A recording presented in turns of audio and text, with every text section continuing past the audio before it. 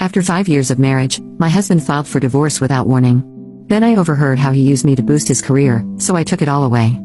My husband, 32, and I, 30, had been married for 5 years.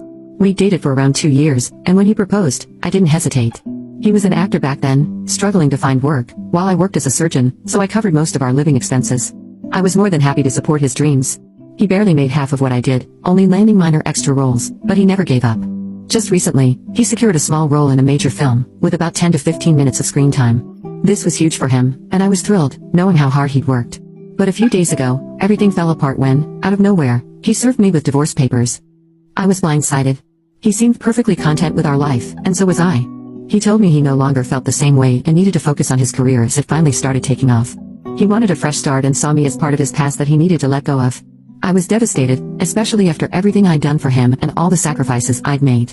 I spent hours crying and begged him to reconsider, but he was unmoved. He packed his things and left me heartbroken. The next 4 days were a blur. I didn't go to work and couldn't stop replaying everything in my mind, hoping it was all a nightmare.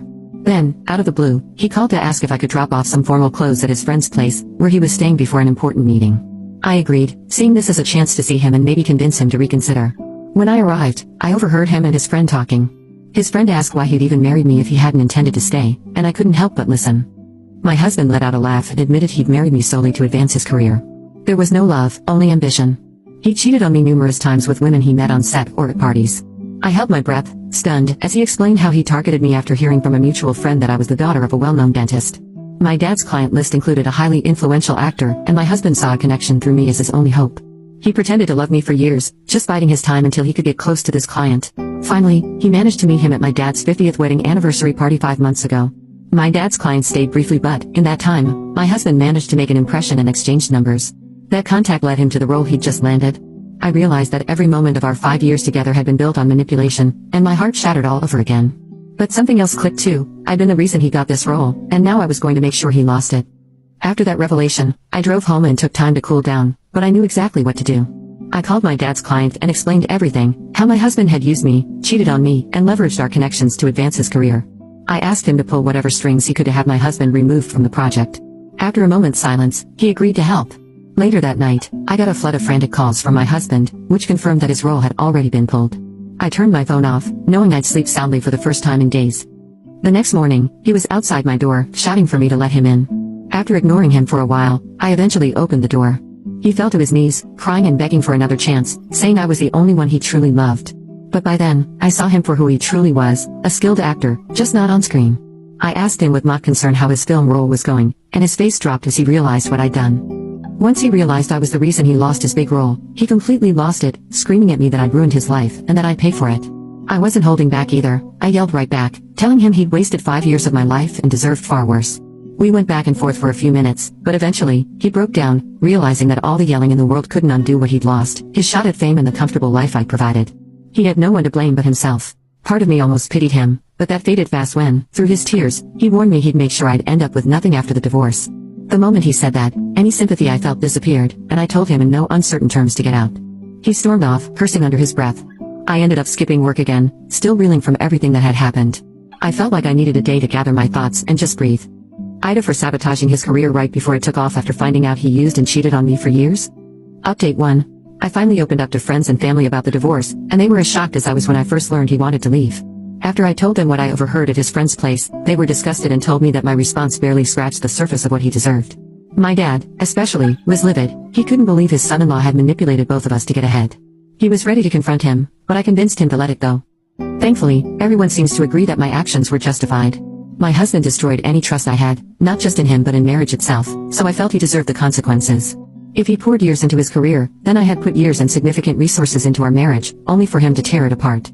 If he could throw away our relationship so easily, I didn't see why my decision should bother him so much.